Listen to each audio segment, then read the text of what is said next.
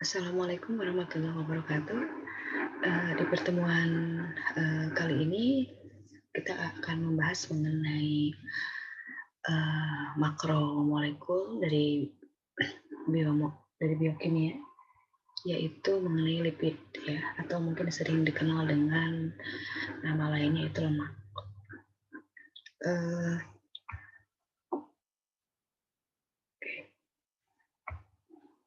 nah, lipid lipid atau mungkin nama sebenarnya tepatnya memang adalah lipid, karena berbeda nanti pengertiannya dengan lemak ya. Kalau lemak itu bagian dari lipid ya. Jadi lipid itu nanti jenisnya bermacam-macam. Salah satunya adalah lemak itu sendiri. Sama halnya dengan makromolekul lainnya, lipid ini banyak juga terdapat dan memang hampir semua makhluk hidup yang memiliki lipid. Lipid dia merupakan biomolekul yang larut dalam pelarut nonpolar. Pelarut nonpolar itu seperti kloroform, benzen, ether, heksana ya. Kalau air itu dia bersifat polar. Lipid itu dia bukan komponen tersendiri ya. Jadi dia bukan vitamin, juga dia bukan hormon ya, juga bukan enzim. Jadi dia memang bukan jenis protein juga, tapi dia satu kesatuan tersendiri ya. Seperti halnya protein, dia berbeda dengan karbohidrat. Lipid juga berbeda dengan karbohidrat. Oke. Struktur lipid itu kalau dilihat dari strukturnya, dia merupakan senyawa triester. Jadi dia mengandung gugus ester ya. Kemudian yang dibentuk dari senyawa gliserol dan berbagai asam karboksilat panjang. Nanti kita lihat strukturnya seperti apa. Fungsinya sama seperti karbohidrat, bahwa fungsi utama dari lipid ini dia sebagai sumber energi.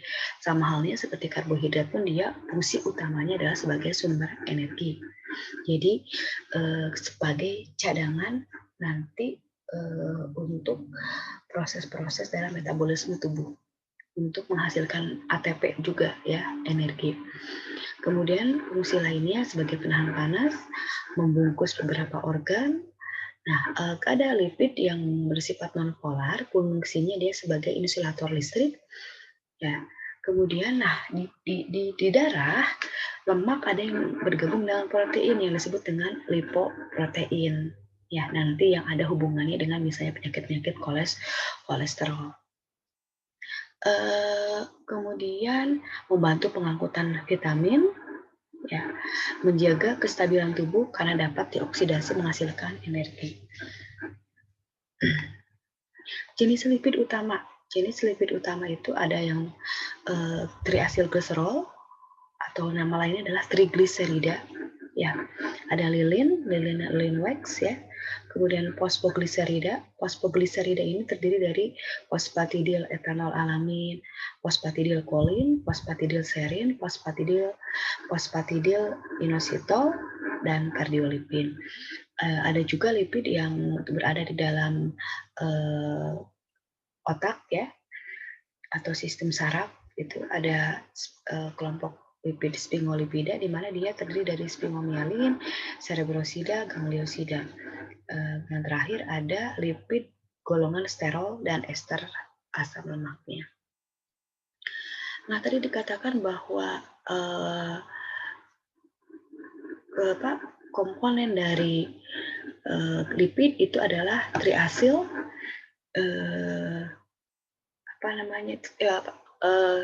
triester ya, lemak ester, di mana dia terdiri dari gliserol dan asam lemak. Nah ini gliserolnya.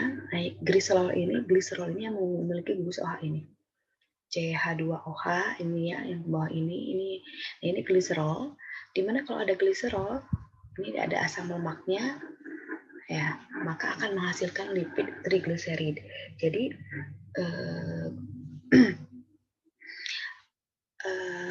triesternya ini triester. Nah, ini COO, dia triester. Kenapa disebut triester? Karena ada 3 gugus ester. Makanya dia memiliki gugus ester. Dari mana gugus ester itu didapat? Tadi dikatakan di awal bahwa triester dari lipid itu dari gliserol dan asam lemak. Lipidnya apa aja? Bisa trigliserida tadi yang dikatakan di awal, bisa dia berupa sterol, bisa berupa lilin, bisa berupa sphingolipid ya. Kalau yang di sini trigliserida contohnya, dan ada air. Kemudian ini struktur molekulnya, gliserol ini bagian yang ini ya, yang berwarna hijau akan ada gugus OH-nya, ini asam lemaknya.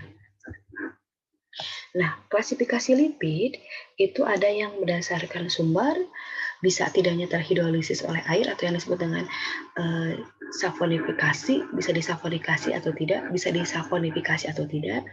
Kemudian lipid yang ada tidaknya senyawa lain yang bergabung ya. Kalau berdasarkan sumbernya, lipid itu ada hewani dan nabati ya. Makanya kenapa ada margarin dan mentega. Kalau margarin itu dari lemak nabati, sementara mentega itu dari lemak hewani. Kalau dari yang lemak nabati itu struktur lipidnya lebih kasar dibanding dengan lipid yang dihasilkan dari lemak hewani. Makanya biasanya kalau yang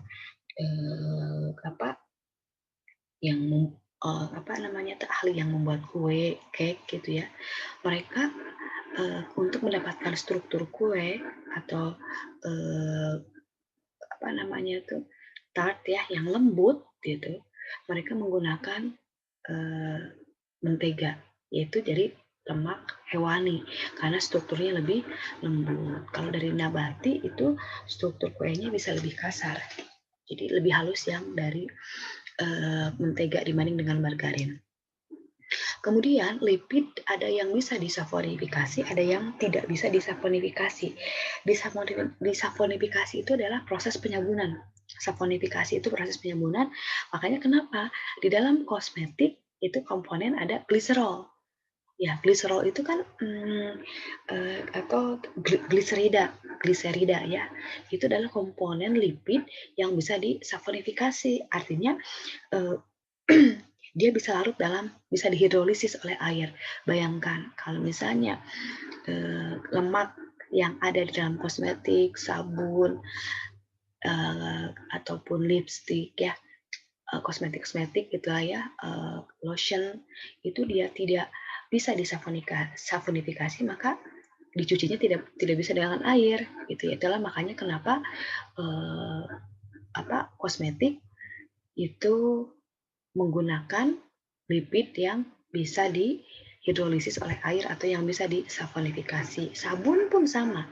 Sabun yang sering kita pakai untuk membersihkan badan itu merupakan lipid yang bisa disaponifikasi sehingga dia bisa dilarutkan oleh air dan bisa dibilas gitu ya pada saat membersihkan badan atau tubuh dengan sabun. Kemudian ada tidaknya senyawa lain yang bergabung. Ada lipid sederhana, lipid gabungan, dan turunan lipid.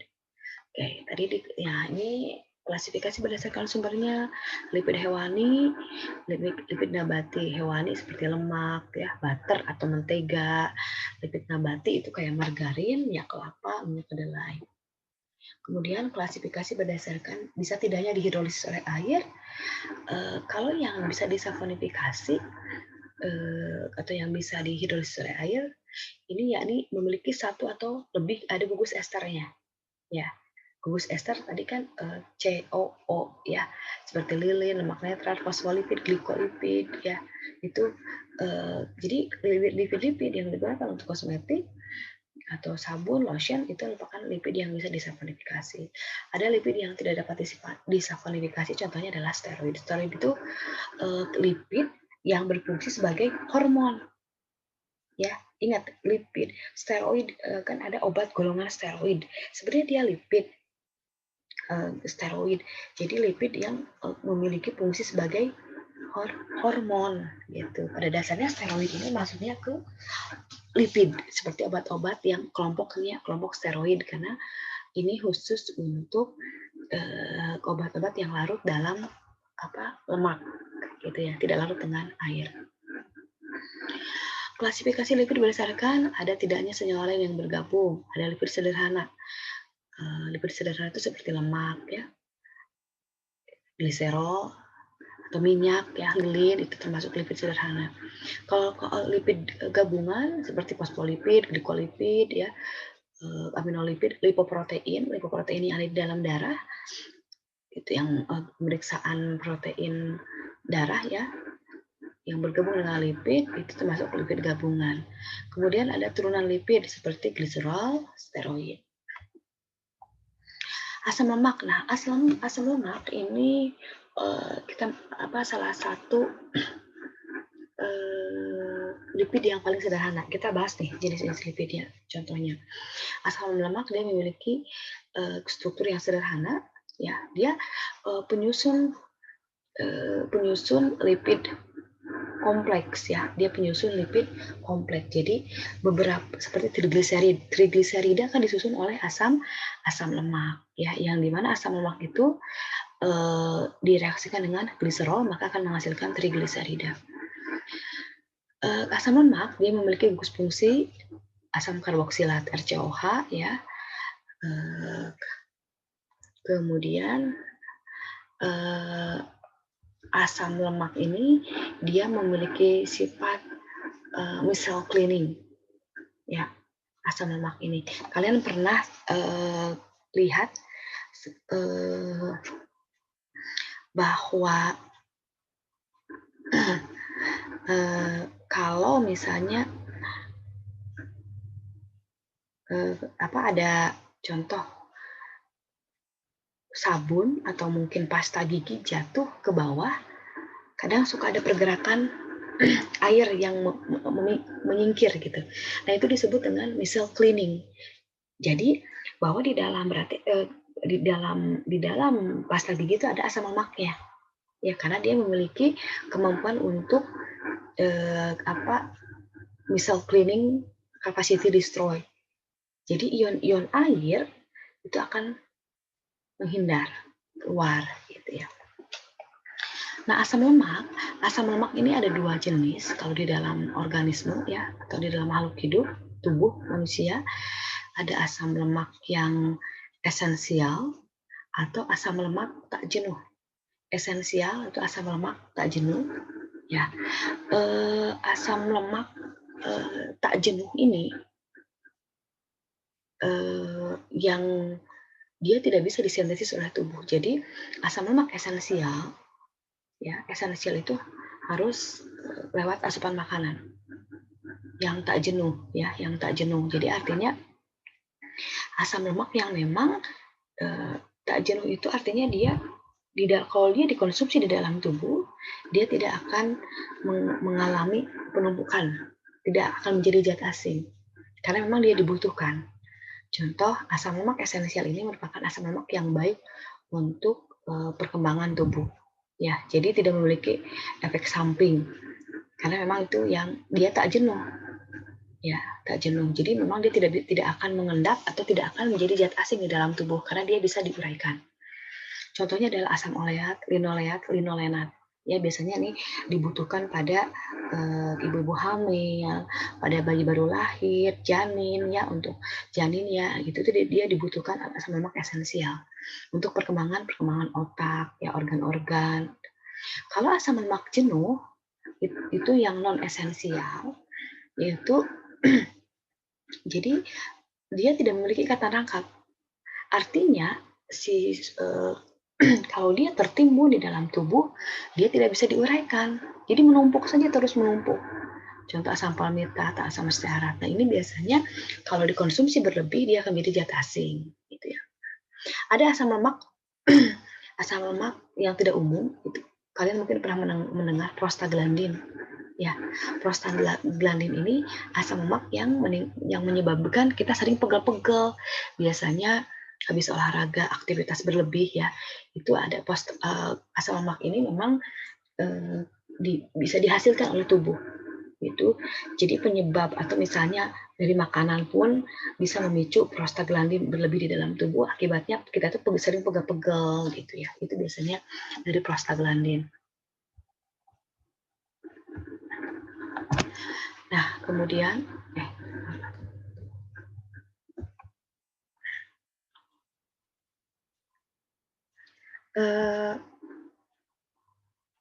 maaf, ini ada, kita dulu, maaf, ada yang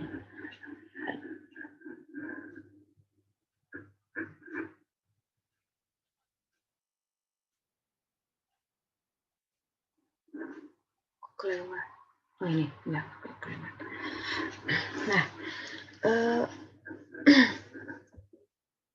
Nah, asam lemak yang tadi pembagian yang esensial dan non-esensial. Asam lemak esensial, kenapa dia merupakan asam lemak yang bagus dibanding dengan asam lemak yang non-esensial? Itu dilihat dari strukturnya, ya.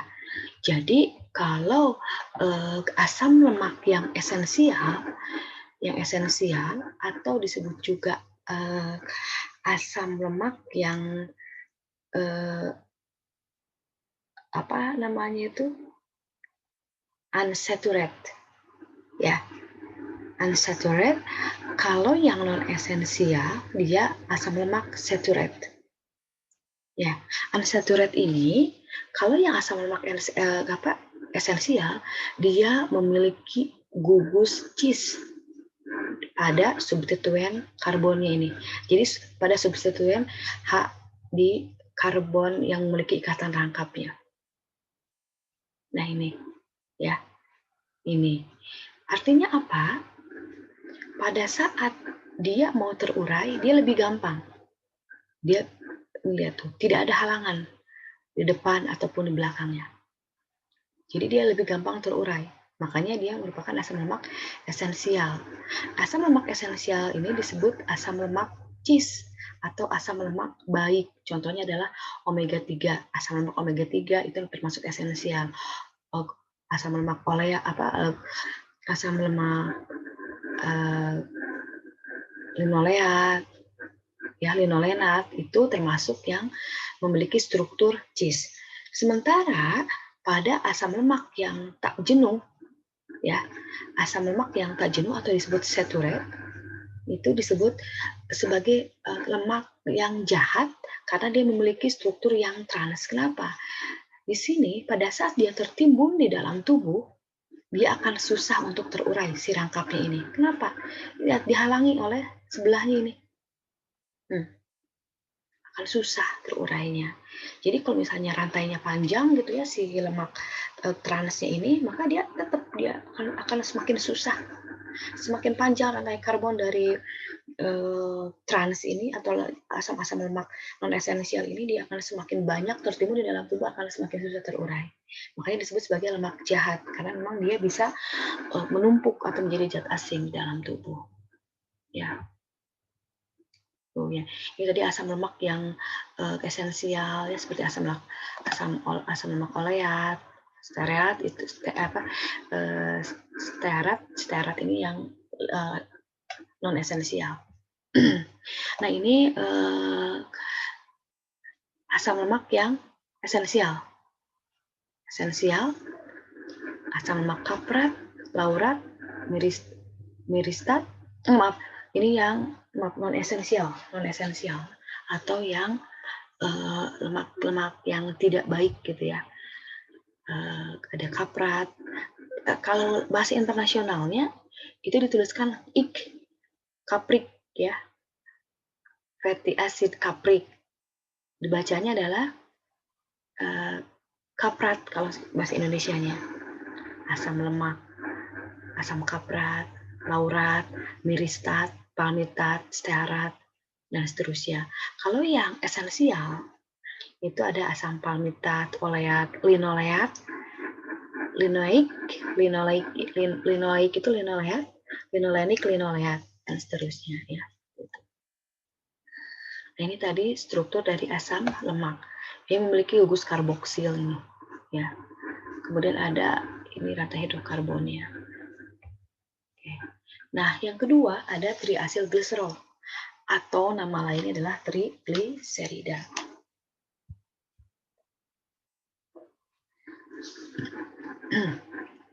Trigliserida mungkin sering disebut sebagai lemak ya. Trigliserida ini. Trigliserida ini dia merupakan lipid sederhana juga, terbuat dari asam lemak yang menghasilkan triasilgliserol ya. Kemudian trigliserol ini atau trigliserid ini dia kalau di dalam tumbuhan atau pada hewan gitu ya, dia tersimpan di sel-sel adiposit. Pada manusia juga dia ada di sel adiposit. Kemudian kalau pada tumbuhan dia ada pada biji. Ya, makanya kenapa pada usia 40 tahun, usia 45 ke atas atau 50 ke atas itu untuk menghindari konsumsi biji-bijian, kecambah-kecambahan, ya kacang juga termasuk kecambah sebenarnya. Kenapa? Karena aktivitas yang berkurang, massa otot yang berkurang. Jadi kalau masa aktivitas nih yang udah lanjut usia kan berkurang, sehingga metabolisme lemak itu kan tidak sekeras yang sedang beraktivitas, sehingga asupan lemak pada usia lanjut misalnya 45 ke atas atau 50 tahun ke atas justru lebih banyak ke penimbunan. Salah satunya adalah trigliserid ini. Trigliserida ini banyak di biji-bijian.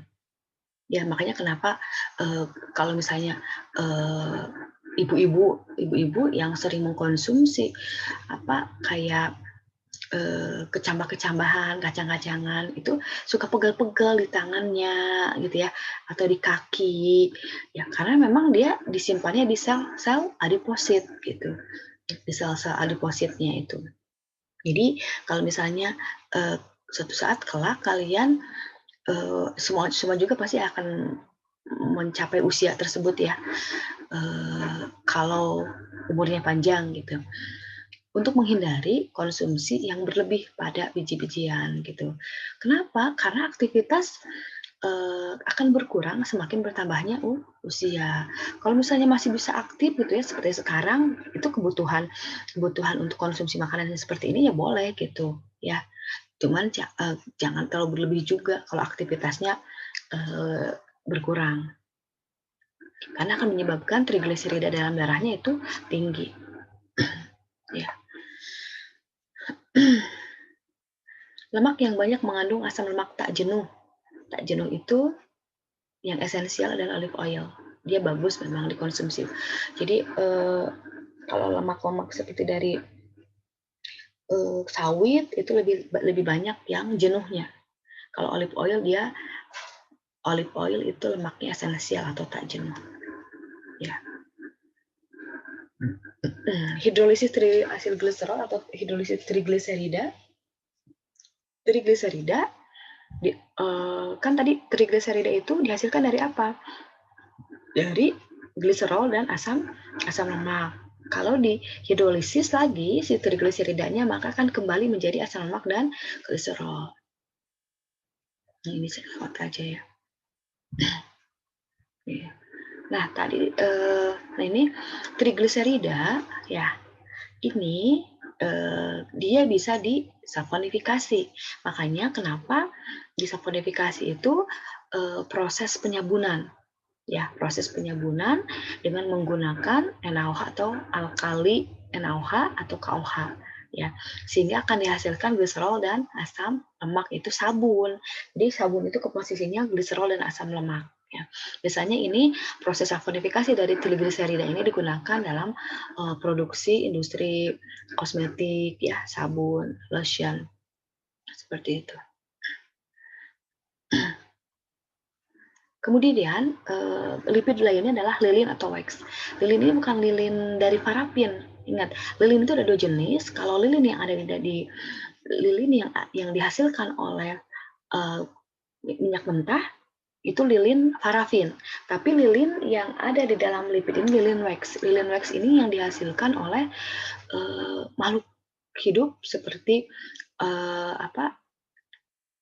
madu ya, kemudian ikan paus. Nah ini biasanya lilin-lilin wax ini digunakan untuk pelapis buah-buahan ya, atau penolak air pada bulu burung, daun, buah-buahan. Ya, misalnya untuk yang diekspor tuh ya, apa maaf yang impor gitu ya, barang-barang impor. eh, itu buah-buahan yang dari luar masuk ke Indonesia. Kenapa mereka tahan gitu ya terhadap busuk? Eh, Pasti kan ada yang beberapa minggu eh, apa di boxnya gitu. Karena biasanya kalau yang industri buah-buahan itu mereka ada yang dilapisi dengan lilin wax ini ya. Tapi ada juga yang menggunakan lilin-lilin yang berbahaya dari parafin. Harusnya memang untuk pelapis buah itu menggunakan lilinnya lilin wax yang dari madu atau ikan paus, tetapi memang balik lagi harganya lebih mahal. Makanya kalau industri yang curang, industri eh, yang untuk mengekspor atau mengimpor buah-buahan itu ada yang menggunakan lilin dari parafin. Nah, ini ya. Oke, lipid. Nah, penyusun membran. Ya, jadi lipid di dalam makhluk hidup dia juga sebagai penyusun membran. Mungkin di biologi dasar pernah kalian mendengar membran sel ya. Membran sel itu apa sih komposisinya? Salah satunya adalah lipid. Apa saja? Lipidnya yang melapisi membran. Ada gliserofosfolipid, sphingolipid, glikosphingolipid dan kolesterol. Nah, ini saya terangkan. Ini adalah gambaran membran. Kenapa membran itu penyusunnya adalah lipid? Kita lihat nih gambarannya. Kalian mungkin pernah dengar bahwa membran makhluk hidup itu disebut sebagai phospholipid bilayer. Ya, phospholipid bilayer itu artinya bahwa di dalam membran sel itu ada 2 lapisan fosfolipid. Ya, nih lihat. Di sini, nah, ini adalah gambaran dari membran di mana ada lapisan fosfolipidnya ini. Yang bulat-bulat ini adalah kepalanya. Kepala tuh ada head, tail. Head itu kepala, ada kepala ekor, ekor kepala. Ini lapisan pertama yang atas, kedua bawah atau sebaliknya. Jadi membran itu terdiri dari 2 fosfolipid, makanya disebut phospholipid bilayer. Fosfolipid, jadi memang komposisinya terbentuk dari lipid gitu. Nah, kenapa dia punya ekor kepala? Ingat bahwa manusia itu tempat metabolisme itu adalah di sel. Ya, konsumsi atau minum air di eh, di apa di metabolisme atau misalnya konsumsi makanan kan dia di metabolisme di sel. Nah kemudian bagaimana cara dia masuk? Bagaimana cara misalnya saya mengkonsumsi susu, saya mengkonsumsi air. Pada saat masuk ke sel dia lewat mana? Gitu. Nah ekor dia memiliki sifat hidrofilik. Ekor dari membran fosfolipid ini dia memiliki sifat hidrofilik sehingga kalau misalnya ada zat yang mau masuk ya hidrofilik ya zat yang menyukai air dia masuk maka masuknya lewat ekornya seperti oksigen ya H2O air gitu. Kalau misalnya yang ekor itu lewat tempat masuknya zat asing yang hidrofobik atau yang penyuka lemak gitu ya.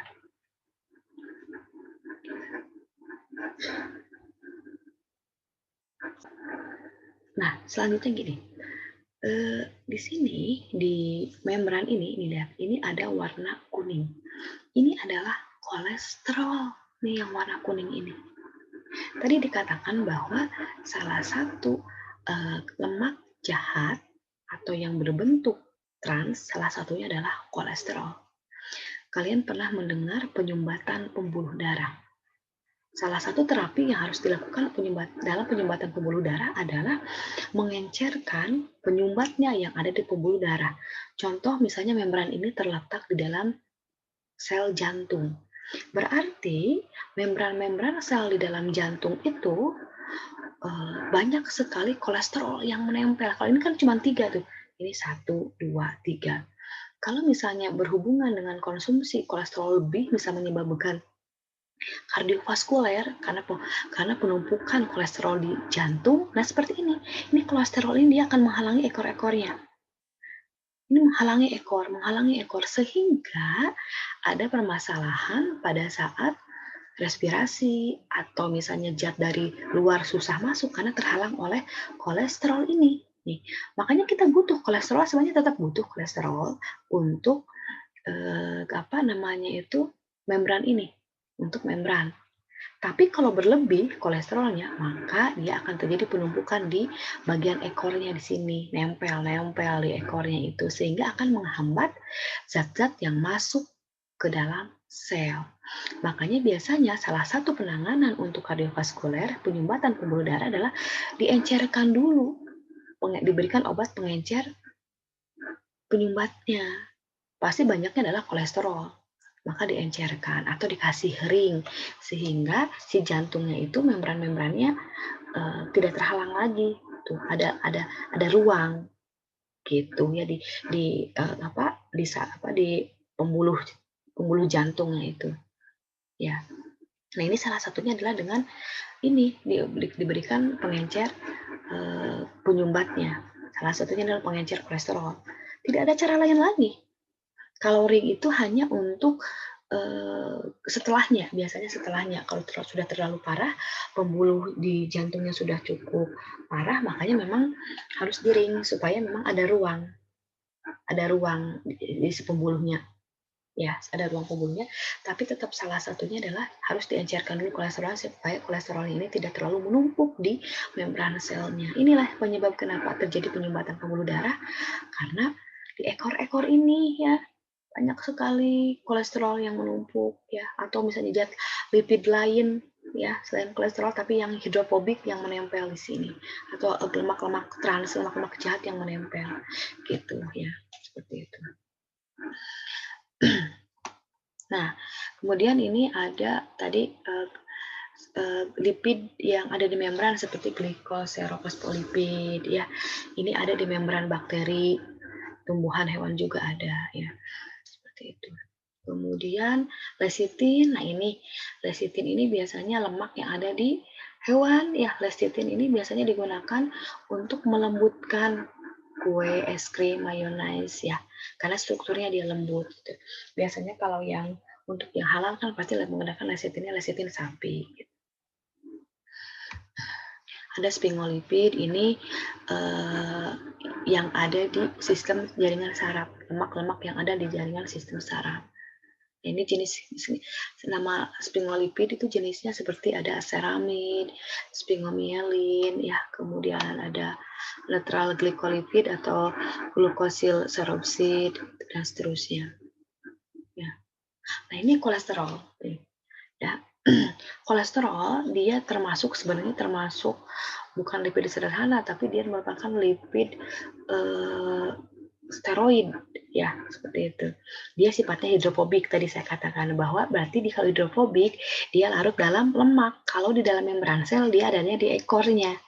Ya, sehingga penumpukan kolesterol yang terjadi di dalam pembuluh darah jantung itu ada di ekor-ekor sel jantungnya gitu ya. Makanya hati-hati mengkonsumsi kolesterol ya boleh, tapi tidak berlebihan.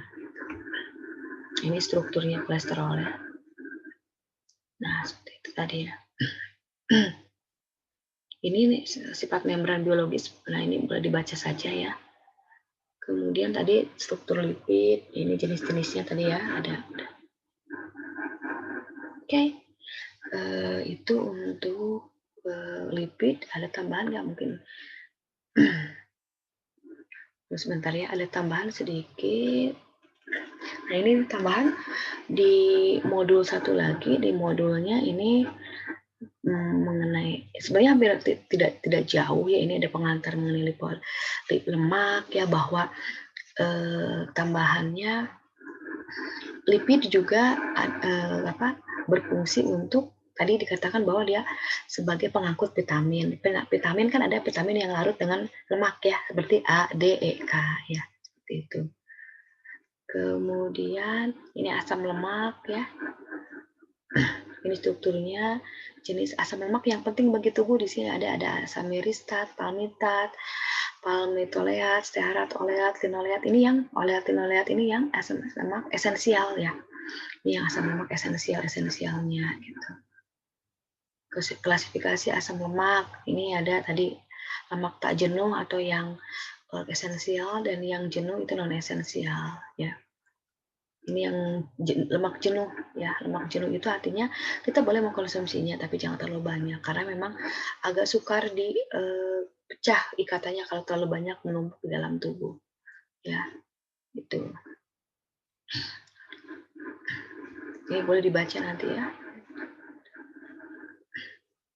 Kemudian ini ada kolesterol juga, sama di sini ada strukturnya tuh ya.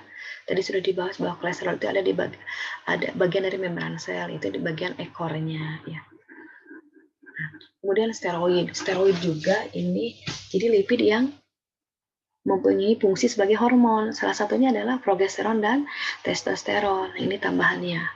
Progesteron dan testosteron itu adalah lipid sebenarnya yang memiliki fungsi sebagai hormon. Malam atau lilin wax ya, ini tadi sudah triacylglycerol, spolipid. Nah ini boleh nanti dibaca yang ini juga ya, dipelajari.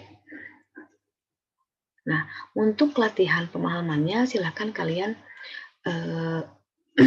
kerjakan kuis e-learningnya yang ada di konten e-learningnya untuk pemahaman mengenai biokimia lipid. Kalau misalnya ada hal yang ingin ditanyakan, boleh di chat di grup ya, seperti itu.